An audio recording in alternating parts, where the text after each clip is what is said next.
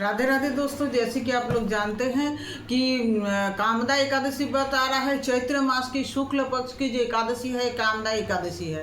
कामदा एकादशी व्रत का जो विधि नियम पूजन सामग्री पूजा सब कुछ हम पहले वीडियो में डाल चुके हैं। उसका लिंक हम इस वीडियो में दे देते हैं। डिस्क्रिप्शन बॉक्स में जा करके उस वीडियो का लिंक खोल के आप लोग उस वीडियो का जो है पूजन विधि समय सूची सब देख लीजिए।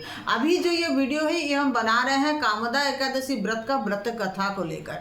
कामदा एकादशी का व्रत में व्रत कथा, इस व्रत का महिमा क्या है, इस वीडियो को अंत तक देखते रहिए बिना स्किप किए। चैनल में नया है तो चैनल को सब्सक्राइब कर लीजिए, लाइक कीजिए और शेयर कीजिए। में भोगीपुर नाम का एक राज्य था। उस राज्य में पुंडरीक नाम का एक राजा थे। और उस राज्य में गंधर्व किन्नरों अप्सराओं सब आदि वास करते थे। वहाँ ललित और ललिता नाम के एक गंधर्व पति पत्नी थे जो उस राज्य में एक साथ रहते थे। वो लोग बहुत सुख से और ऐश्वर्य के साथ आराम से बसवास किया करते थे। राजा पुंडरी गंधर्व के साथ वहाँ विहार कर रहे थे। उनके वहाँ पर नृत्य गीत चल रहा था। वहाँ ललित जो गंधर्व है वो वहाँ पर गाना गा रहे थे।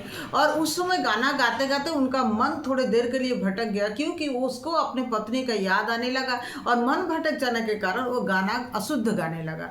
और अशुद्ध गाना जब गा रहे थे तो वहाँ कर्कटक नाम का नामराज थे। वो राजा पुंडरी को बोले, देखिए ये गलत अशुद्ध गाना गा रहा है। तो राजा पुंडरी को इस पर गुस्सा आया और राजा पुंडरीक ने उनको अभिशाप दिया कि तुमको जाकर के राक्षस योनि में जन्म लेना पड़ेगा। तुम अशुद्ध गाना गा रहा है, तुम सबको मतलब संगीत का महिमा का तुम बदनाम कर रहा है, तो तुमको राक्षस योनि में जन्म लेना पड़ेगा। उसके अभिशाप के कारण ललित गंधर्व को राक्षस योनि में जन्म लेना पड़ा और उनका शरीर हो गया महान, उनको दुख मिलने लगा। उनका शरीर 8 योजन बड़ा हो गया, 8 योजन का शरीर हो गया, वहां दुख को भुगतने लगे।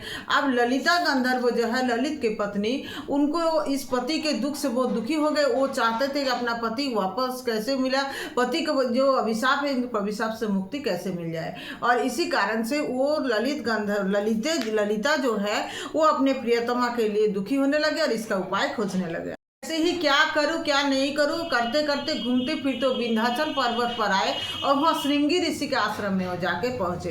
श्रृंगी ऋषि के आश्रम में जाकर के वो अपने दुख का कथा जो है ऋषि को सुनाए। ऋषि का हृदय उनका दुख से दुखी हो गए और बोले, जो प्रभु देखो एक ऐसा व्रत है जिस व्रत को करके तुम अगर उसका फल तुम्हारा पति को दे देते हो तो तुम्हारा पति का मुक्ति राक्षस योनि से हो जाएगा और पहले जैसा वो शरीर प्राप्त करेंगे, तुम्हारे साथ बसवास करेंगे।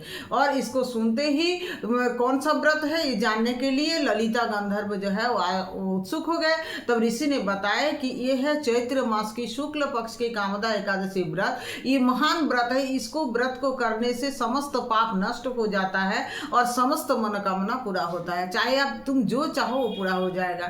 तब ललिता गंधर्व ने इस व्रत को विधि पूर्वक किए। 30 दिवसीय व्रत है, दशमी एकादशी और द्वादशी का। दशमी को व्रत का जो है स्नान करके जो भोजन एक बार शुद्ध भोजन ग्रहण करके फलाहारी करके व्रत किए और एकादशी के दिन निर्जला व्रत के, द्वादशी के दिन सुबह में सटीक समय में पारण करके और ब्राह्मण को दान करके पूजा पाठ करके उसके बाद पारण किए। और सारे व्रत का जो पुण्य है ब्राह्मण के सामने हाथ में जल लेकर के समस्त व्रत का पुण्य फल जो अपने पति को प्रदान किए। और उस व्रत के पुण्य के फल के प्राप्ति से उस ललित गंधर्व जो राक्षस योनि प्राप्त हुआ था उसको राक्षस योनि से मुक्ति मिल गया और पहले जैसा वो शरीर प्राप्त हो गए और अपने पति पत्नी मिलकर सुखी दाम्पत्य जीवन जीने लगे।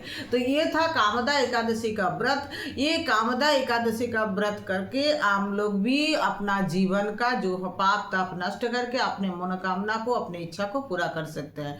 इसीलिए आप सबको कामदा एकादशी का व्रत कीजिए। व्रत का महिमा को सुन के आप लोगों को अगर अच्छा लगा तो लाइक कीजिए और शेयर कर दीजिए। राधे राधे।